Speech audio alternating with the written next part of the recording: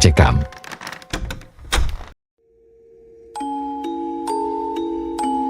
Diteror pocong sakti karena ulah oknum dukun palsu.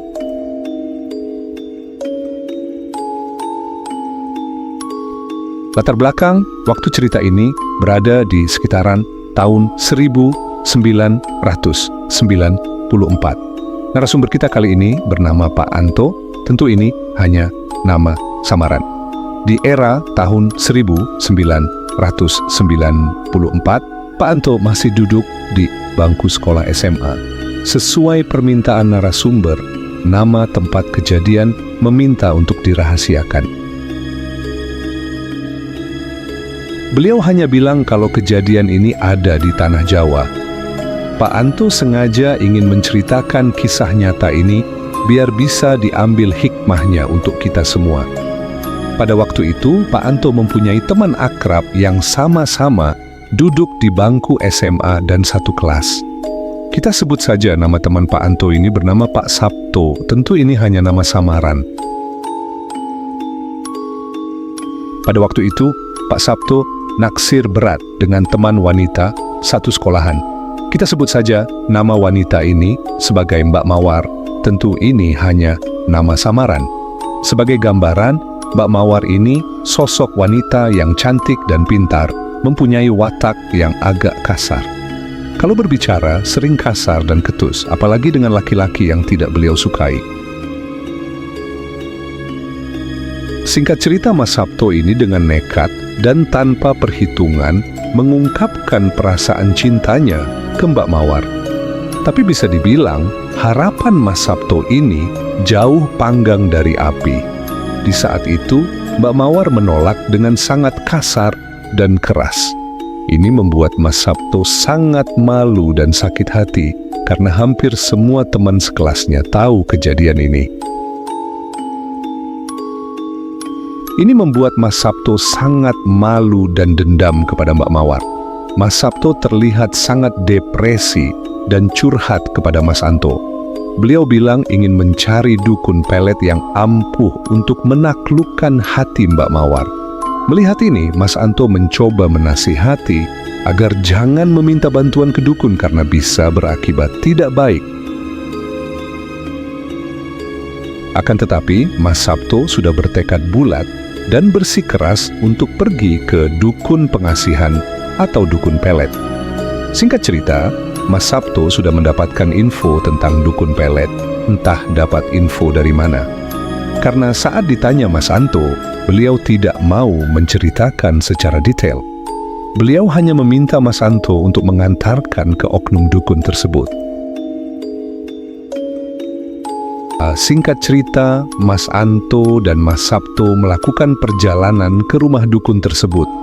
Mas Anto menggambarkan rumah dukun tersebut ada di daerah terpencil dan dekat dengan pantai di Pulau Jawa. Perjalanan begitu lama karena Mas Anto dan Mas Sabto hanya naik sepeda ontel. Akan tetapi, karena tekad Mas Sabto sudah sangat bulat, walaupun perjalanan sangat melelahkan, akan tetap melanjutkan perjalanannya. Mas Sabto menceritakan saat itu jam menunjukkan pukul 9 malam dan sampailah Mas Anto dan Mas Sabto ke rumah dukun yang dimaksud. Kita sebut saja nama dukun ini adalah Mbah Nujum. Tentu ini hanya nama samaran. Mas Anto menggambarkan suasana rumah dukun ini sangat menyeramkan karena posisinya sangat terpencil dan jauh dari tetangga. Rumah dukun ini hanya diterangi dengan lampu minyak tanah, menambah suasana yang begitu sangat menyeramkan. Singkat cerita, Mas Sabto dan Mas Anto sudah bertemu dengan Mbah Nujum dan Mas Sabto menyampaikan apa keperluan datang ke sini. Intinya meminta bantuan kepada Mbah Nujum untuk memikat hati Mbak Mawar dengan ilmu pelet yang Mbah Nujum miliki. Mendengar permintaan Mas Sabto, Mbah Nujum terlihat berpikir dan diam sesaat. Lalu terlihat membaca mantra-mantra khusus dan membakar dupa. Suasana begitu sakral. Kata Mas Anto, kurang lebih 10 menit Mbah Nujum melakukan ritualnya. Lalu beliau mengatakan akan siap membantu Mas Sabto asal mau membayar mahar yang dimintanya dan melakukan ritual yang harus dijalankan. Mas Sabto tanpa berpikir panjang langsung mengatakan berapapun maharnya dan jenis ritual apapun akan siap dijalaninya. Asalkan Mbak Mawar bisa jatuh hati kepadanya. Lalu Mas Sabto menyerahkan mahar yang diminta dan Mbah Nujum menjelaskan ritual yang harus dijalankan. Mbah Nujum menjelaskan ini ada ritual yang berat dan Mas Sabto benar-benar harus berani melakukannya. Mbah berkata, di selatan rumahnya yang berjarak lebih 2 km di dekat pinggiran hutan ada sebuah pohon kemuning. Di pohon kemuning tersebut ada sosok penunggu yang sangat sakti. Sosok ini adalah arwah gentayangan yang dulunya adalah arwah dari seorang dukun ilmu hitam. Tentunya sangat sakti dalam ilmu pelet dan pengasihan. Sosok ini berwujudkan pocong bermata merah. Mbah Nujum menjelaskan sosok pocong ini mempunyai kelemahan, yaitu tidak tahan dengan aroma minyak goreng bekas. Saat dia mencium aroma minyak goreng bekas, dia akan sangat tersiksa dan tertekan. Di saat itulah dia akan meminta tolong untuk dibersihkan dari aroma minyak goreng bekas. Biasanya orang yang mau bantu pocong tersebut akan mendapat balasan berupa bantuan yang hubungannya dengan ilmu pelet dan pengasihan. Jadi yang harus dilakukan Mas Sabto adalah menyiram pohon kemuning, tempat tinggal pocong tersebut, dengan minyak goreng bekas. Otomatis sosok tersebut akan sangat tersiksa dan akan meminta tolong agar minyak dibersihkan. Di saat itulah harus membuat perjanjian bahwa beliau akan membersihkan pohon kemuning dari minyak goreng, asalkan sosok pocong tersebut mau memberikan ilmu pelet yang sakti. Begitulah penjelasan dari Mbah Nujum. Mendengar penjelasan itu, Mas Anto merasa sangat khawatir. Apa yang disarankan beliau ini sangatlah aneh, dan ada firasat hal ini akan mengundang bahaya. Akan tetapi, Mbah Nujum meyakinkan Mas Anto dan Mas Sabto semua akan baik-baik saja. Ada hal yang lebih aneh lagi saat ritual dilaksanakan. Mbah Nujum tidak mau mengantar. Beliau hanya akan memantau dari rumah saja. Mendengar hal ini, Mas Anto menyarankan kepada Mas Sabto untuk jangan melakukan ritual ini. Karena Mas Anto benar-benar tidak baik akan ritual ini. Akan tetapi, karena Mas Sabto sudah diliputi rasa dendam dan sakit hati, beliau tetap nekat untuk melakukan ritual yang disarankan Mbah Nujum. Saat itu, jam menunjukkan pukul 11 malam. Dengan berboncengan menaiki sepeda ontel, Mas Anto dan Mas Sabto menuju ke pohon kemuning yang dimaksud. Mas Anto menggambarkan suasana begitu sangat mencekam. Tiba-tiba terdengar suara burung kedasi. Suara burung ini terus terdengar sangatlah sakral dan syahdu, seolah-olah mengikuti Mas Anto dan Mas Sabto sepanjang perjalanan menuju pohon kemuning. Perjalanan kurang lebih sekitar 10 menit dan sampailah Mas Anto dan Mas Sabto ke tempat tujuan. Suasana begitu gelap dan menakutkan. Posisi pohon kemuning ini ada di pinggiran hutan dan sebelah pohon kemuning ada sungai yang sangat besar. Mas Anto menggambarkan suara-suara burung kedasi semakin terdengar dengan jelas. Ternyata di dahan-dahan pohon tersebut banyak sekali burung kedasi. Seolah-olah semua burung itu bersama-sama mengeluarkan suaranya, sehingga suasana begitu terasa sangat mistis dan mencekam. Dengan cepat, Mas Sabto mengambil posisi di bawah pohon kemuning sambil tangannya memegang satu botol besar berisi minyak goreng bekas.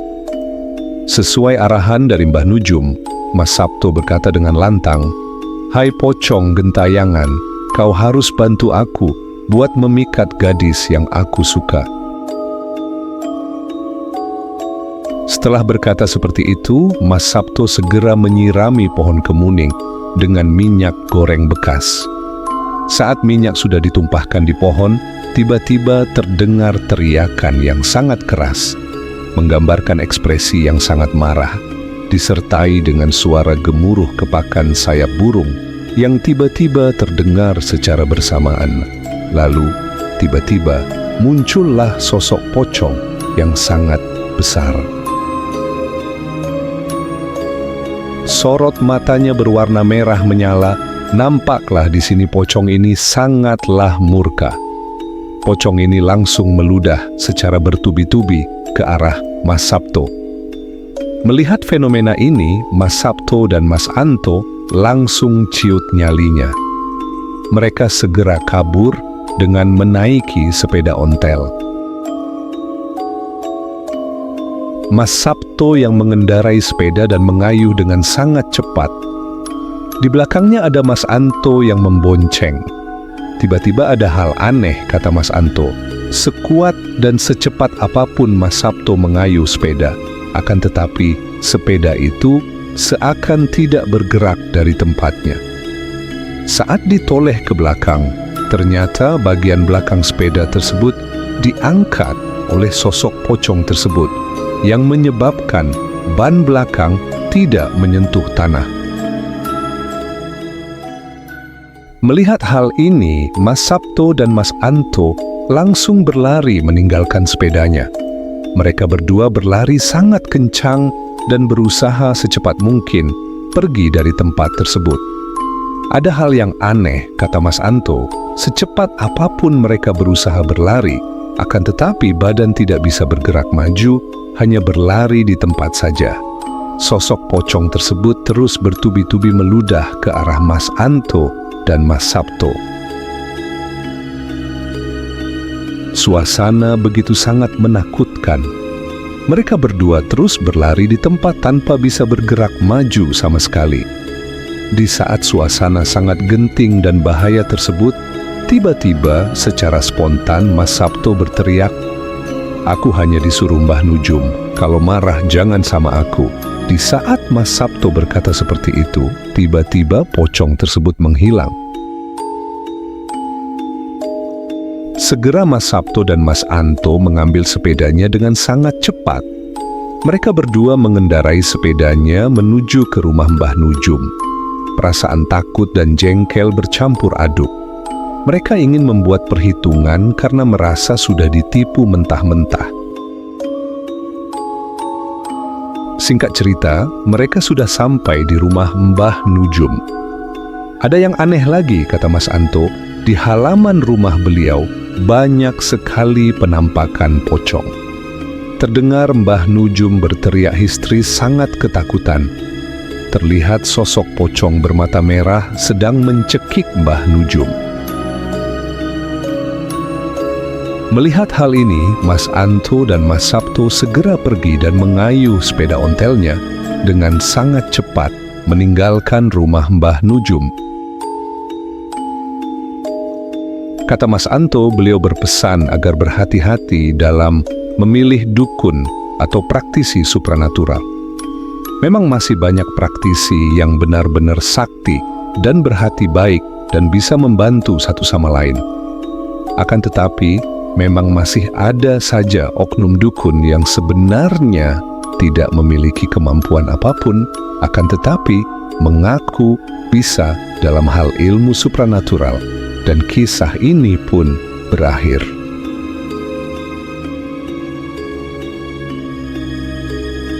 Demikianlah kisah misteri kali ini. Semoga kita dapat mengambil hikmah dari kisah misteri kali ini. Tak lupa, kami mengucapkan banyak terima kasih kepada teman-teman semua yang sudah menonton video kami kali ini. Jangan lupa untuk like, komen, dan subscribe channel Bayang Mencekam. Semoga channel ini dapat berkembang dan lebih baik lagi ke depannya. Kita bertemu kembali di kisah misteri lainnya minggu depan.